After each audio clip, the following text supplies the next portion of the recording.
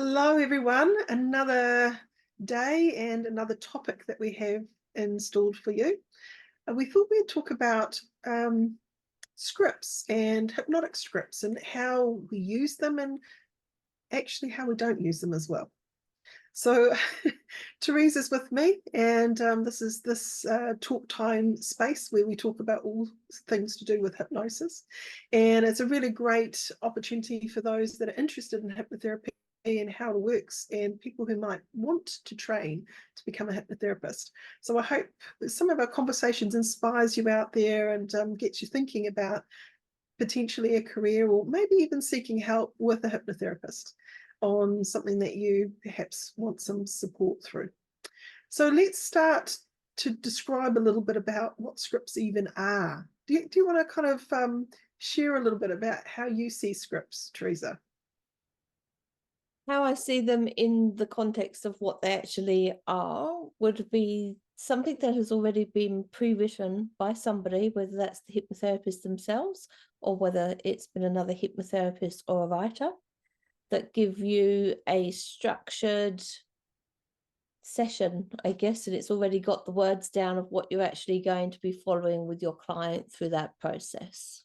I guess that's probably a brief capture of what I'd say a script was, yes. Well, a lot of times I know that when you're a student, people are a bit nervous about whether they're going to be able to remember the induction or remember the script. Okay.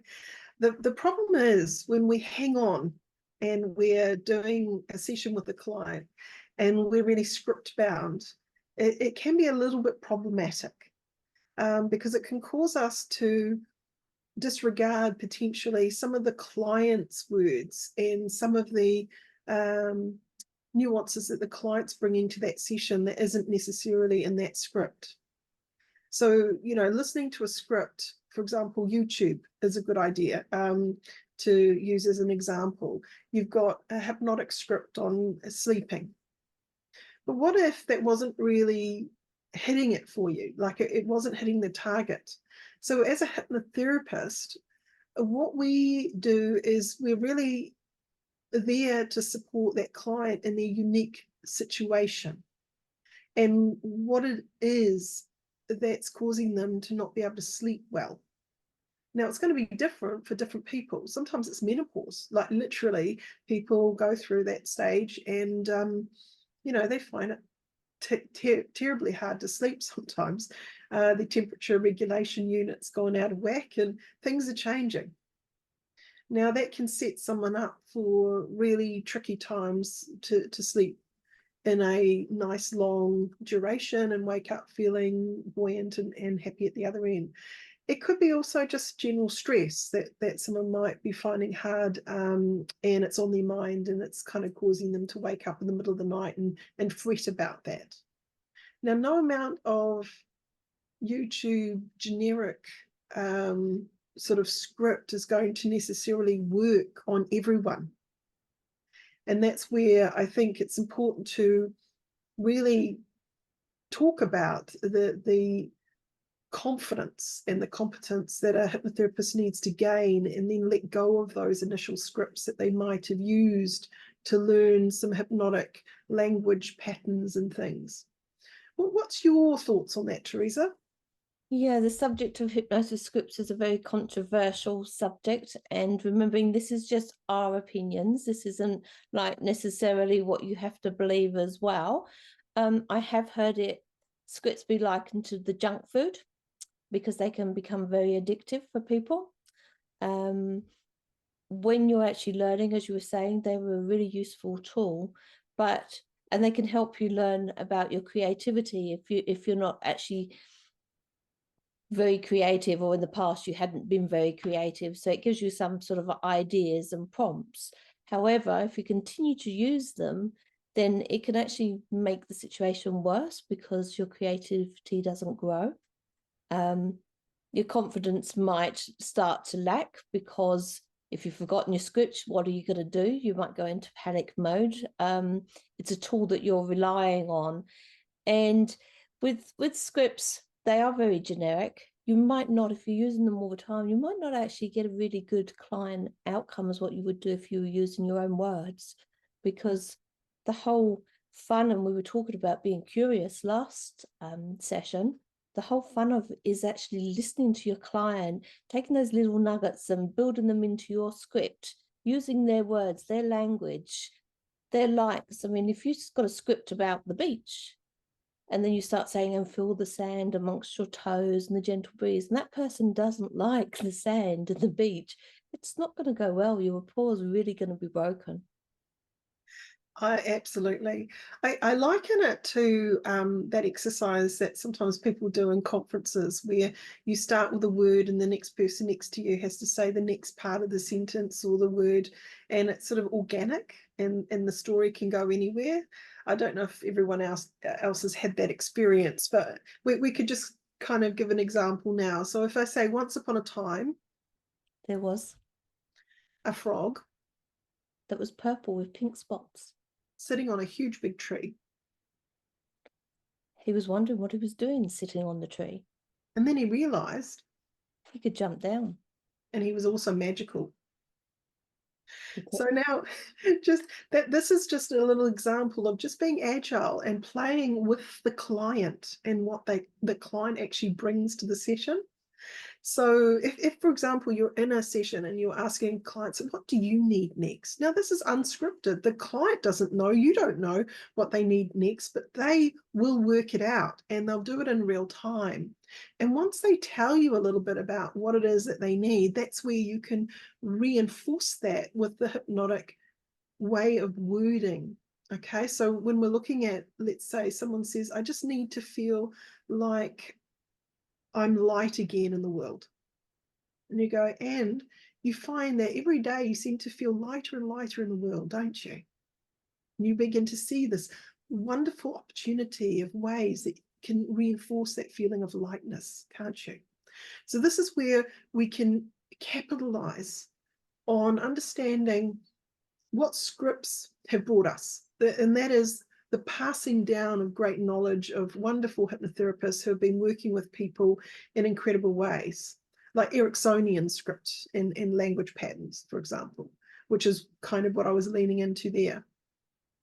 But there are, Dave Ellman, inductions, and other very famous people. It's nice to read what they did and how they did it, but it's also nice to be playful and come up with your own way, your own method, and be client focused and agile with that client at any given moment in time. What do you reckon about that? I totally agree with that. I was actually going to bring you back to the point of where you were saying about asking the client, and what do you think? Do you think sometimes people steer towards hypnosis scripts because there's this little bit of a fear, I guess I would say, of if they actually ask them a question in hypnosis, they're actually going to bring them out of that state, or it's not going to work anymore? Yeah.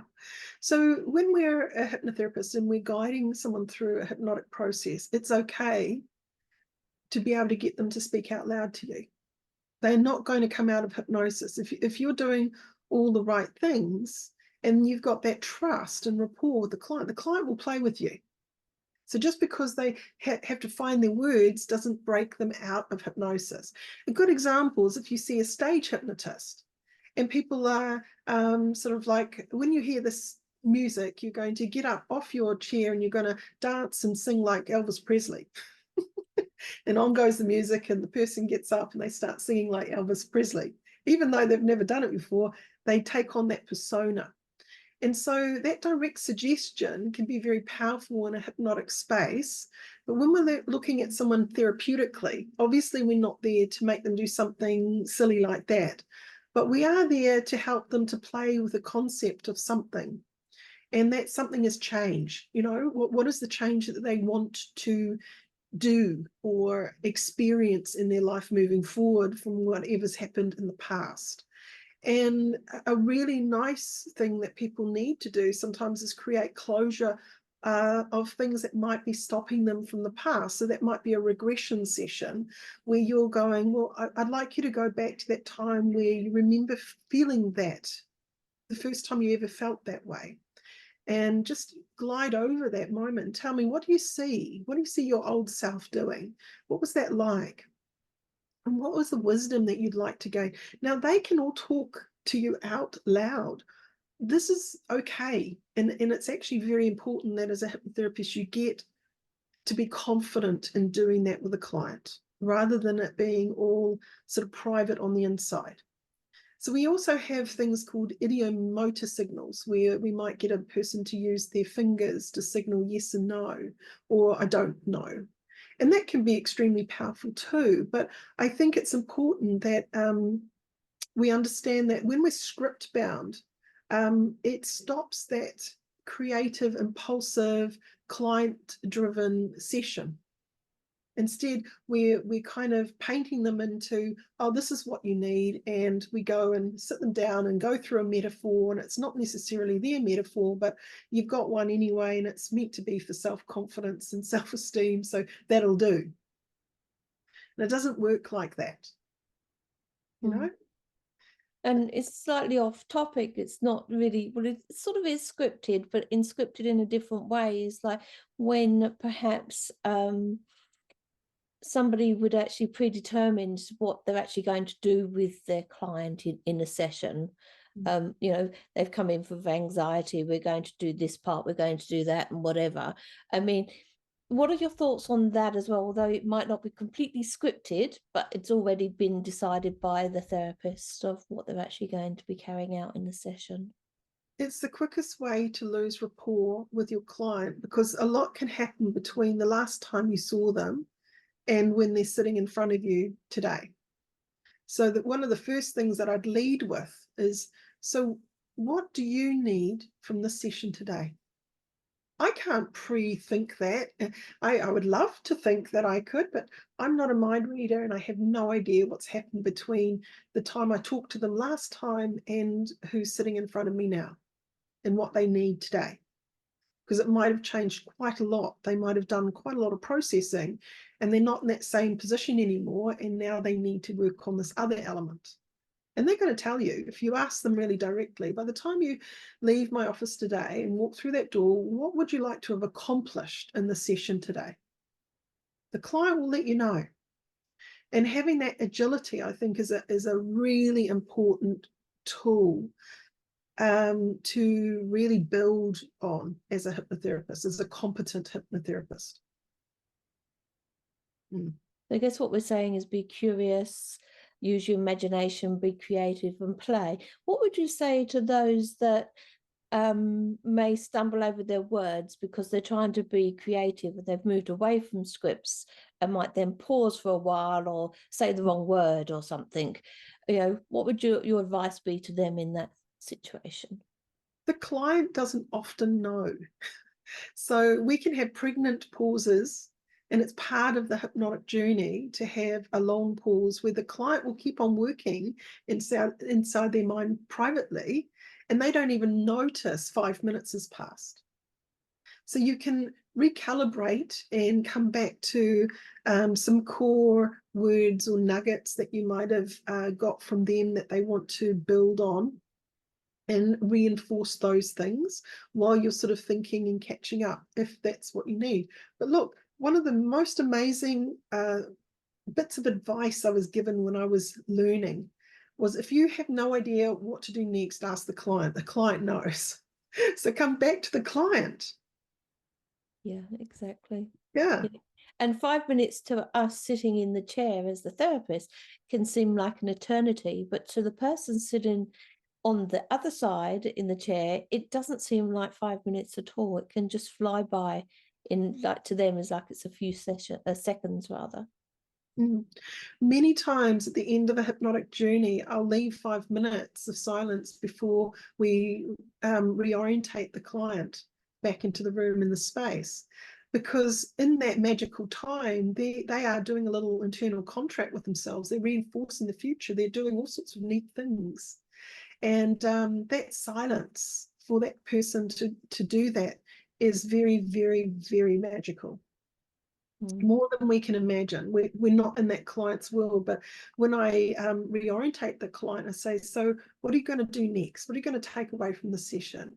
And often that 5 minutes, they'll go, well, in that little time at the end, I just could see myself, and they'll get really animated and excited about what's coming next.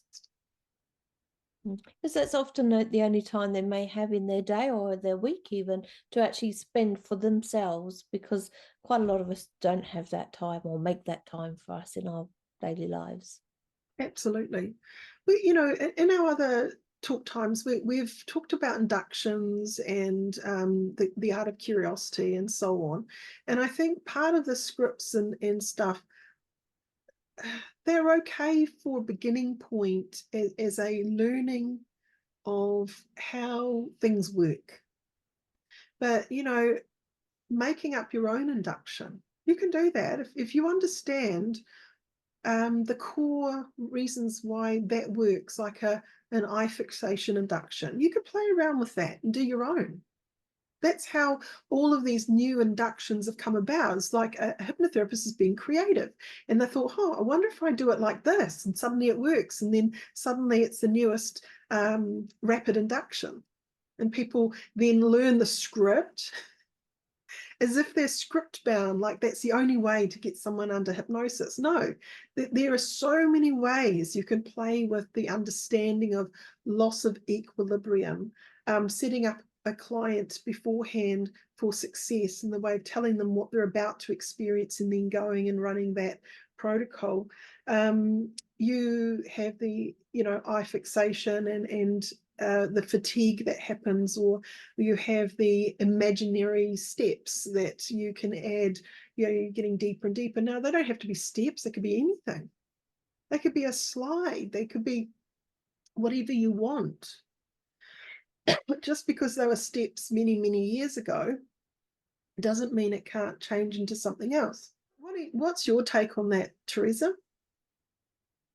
I think it's great to play. So if you're beginning out, look at the scripts, read scripts, maybe go online, listen to things and that. And then when you're not actually with a client, maybe have a go at writing your own, so that you're, you know, imagine the client comes in with anxiety or stress or, you know, some other situation, challenge in life, and then do what you would sort of walk yourself through it, of what you would actually do to build up your confidence that you can actually come in, and you don't take that piece of paper in with you when you've got your session, but already start playing and being creative if you feel that you need a bit of confidence in actually creating a session, so that you can move away from doing that scripts and learn that natural flow pattern for a session. Yeah.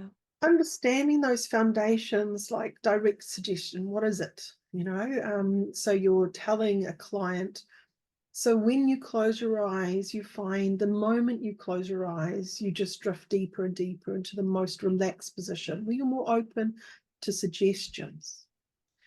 And you find that when you close your eyes, other wonderful things happen that help you to assimilate all the wonderful bits of learning that's going to allow you to be your best self. And when you close your eyes, it's the most natural thing to do, because you've closed your eyes many times before. And in those magical moments where you slip into sleep, incredible things happen beyond your conscious awareness of how it even occurs. Now, this is an example of how you can use a direct suggestion and add it into a sensation in the body that then becomes a post-hypnotic suggestion for things to happen that are really useful. Now, understanding those key things as a hypnotherapist, once you've got it, you can play with it. You don't have to be script bound in that kind of way. So I could change it up and say, okay, let's imagine it's not the closing of the eyes, it's something else. You give me something and I'll play with it. It could be somebody's come in that's a continuous noise, let's say from outside, that they just keep on hearing, and that's annoying them, aggravating them. And so every time you hear that siren in the background, it's a wonderful opportunity to recognize how things change so rapidly, how one moment there's silence and then suddenly there's noise, and then before you know it, the noise is gone. And isn't that interesting how even though the noise might persist, it's not really that important. In fact, it might even make you go deeper and deeper into a wonderful state of great focus, where you're focusing just on the thoughts and the ideas that we are talking about today on the sound of my voice. And the sound of my voice just takes you deeper and deeper into that wonderful focused state now, doesn't it? So that this is where we can take that sensation and then we can wrap it into that hypnotic sort of process and make it into something fabulous. And that's what I was saying, like maybe play when you haven't got your clients of ideas. You don't have to write it down. You can just say it like you have done yourself, just to get yourself into that habit and learning more yourself if you're not naturally creative. So let's talk about metaphor, deep structure metaphor, and what it is and why we might use it as hypnotherapists. What's your take on it? It's a tool that can be used. Once again, I don't know. I think sometimes it is used in every session, drafted into every session, and can be a go-to because it is used in an awful lot of scripts, and a lot of people are script bound. But it's a way of actually not directly telling somebody what's happening, but implanting that seed in the subconscious to take from it what it needs to take from. So you might use the metaphor of a mountain, and it may be, it's amazing how, as we step one step at a time, how much we can climb up that mountain and get to the top when it's time. But all we have to do is focus on one step at a time, and then suddenly we realize we're there, perfect in every moment. Now, that might have nothing to do with them quitting smoking, but they'll make it make sense. And that journey or metaphor that's very universal can be utilized. So it's called a deep embedded metaphor, where that idea or concept of the mountain will make sense to people in their own unique way as well. So what you think of as of a mountain and what I might think of a mountain may be slightly different, but the broader sense of just taking one step at a time and eventually getting to that the top of the mountain, or achieving that goal, in other words. But we're not saying achieving the goal, but we're using the metaphor as if that's what we're meaning. But the client will make it make sense. Yeah. I think that's what, oh, sorry. I think that's what we need to remember as well, is that the client will make sense of the words and the suggestions that we're actually giving them. It's not for us to know exactly what the client's going to do with it or how they see it. Yeah. So a surface structure metaphor might be where you're sharing someone else's success and what they did to make that really helpful to them. So it's not saying you must do this. It's not a direct suggestion, but say, you know, I had a client the other day, and every time they'd normally have had that cigarette, they chose to just stop and take a deep breath and say to themselves, I'm free. This is easy. I can do this. And it just made them feel so much better. And you find it's incredible how much quicker you feel better once you've made that decision. So this is where we can begin to play around with the surface structures. We're telling about someone else's success in the same genre that they've come in for help with. And so they can choose to model that or not, but it's not a direct pressure. It's not saying you must do that. So every time you, unless that's the client making the decision that that was one of their plans to do that, then yes, you can reinforce their words and their plan. But if it wasn't actually something that the client came up with and you wanted to introduce that as an opportunity or a pathway, then you can actually bring that in as a surface structure metaphor. What are your thoughts on that, Teresa? Yeah, and I often will use them, and I mean, I likened it to storytelling, and you don't need to do it just within that. You can use it as an induction as well. You can tell a story and you can bring that into being an induction. As the client came in, they'd had a really stressful day and didn't know whether they would actually be able to relax very well in the chair, but she sat in the chair, and as she sat in the chair and listened to my voice, her eyes became more and more heavy and they started to close, and you just keep going on. So there's different ways you can use that to weave it into your session. And it's about being creative. Absolutely. Yeah. So, utilizing the client's experience and this is all part of understanding hypnotic language patterns and how to hypnotize someone, how to build those positive ideas and concepts and beliefs and actions and all of that stuff,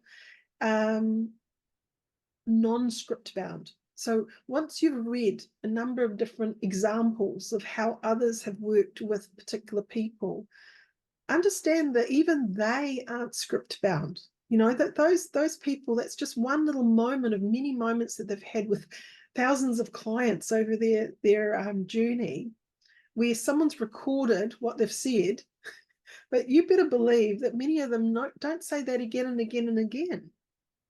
They're You've got to evolving and changing. and I think it's important to remember somebody else that wrote that script. And when you're saying it, you might not resonate it with yourself. It might not feel right, the same as it might not feel right with the client. So, if either of you are out of rapport, your session's not going to go as well as it could do. Yeah. You've got to be authentically yourself.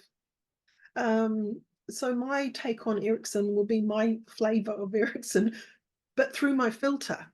And so I'm not going to sound like Erickson ever, but I'm going to use maybe some of those patterns that I can see can be very helpful, unspecified things. For example, Erickson would turn something around and not specify exactly anything in particular, but it would be magical for the client to sort of make it what they needed to be. So you might say, you always seem to work it out, don't you? Now you're not sort of saying what they're working out, but they will know what that means. And you're also saying you're always, and you're using this wonderful universal quantifier statement of position, like an overgross exaggeration, but in a positive way. So you're reframing something and understanding those language patterns and learning those things and just getting familiar with them. You can then sort of take them and organically weave them into that client session. It doesn't have to be script bound in the way of it's all pre-formulaic and you're going to read word for word. It needs to come at some point as you gain confidence and competence more naturally. And the more we practice, the better we get, right? Definitely, for certain. Yeah. Yeah. I just think, you've given us wonderful demonstrations of how not to be script bound. And I'm hoping that listeners today have found that very interesting. They're curious more about it, to find out more, and they hit the like button, share it, send it, go and look at the website, maybe enroll up for the school, or if want to know more, they can always email you, can't they, Meredith, to find out more about the school and what's happening and going on. Yeah. So just send me an email at info@nzach.au.nz. The information will be in the link below as well with the YouTube. Please, subscribe, follow, share out to the world, because we really want to educate people, normalize this profession, really sort of highlight some of the cool things about it and how it can really help people just better themselves, overcoming fears, phobias, and addictions. These are all things that are really, incredible work that a hypnotherapist does in their day-to-day with clients. And I think that's the beauty of actually being a hypnotherapist, that every day is not the same sort of day. Every client is going to be different. You have that opportunity to play, to be creative, to have fun, and weave that into your daily life. Yeah. What an amazing profession to be in. Yeah.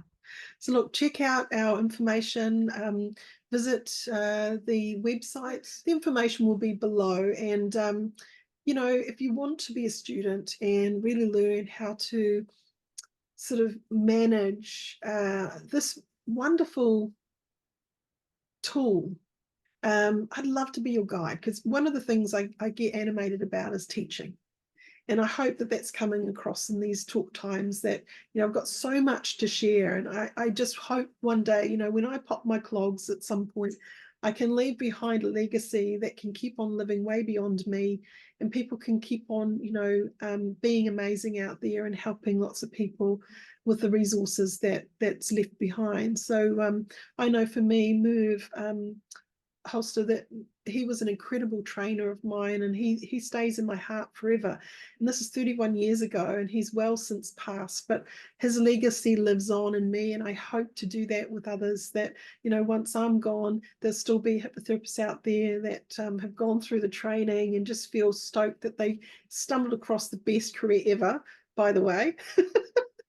And that they let it live on, and maybe one day be trainers too and pass on the mantle, because I really, that's what I wish for humanity, to get the support that they deserve, actually.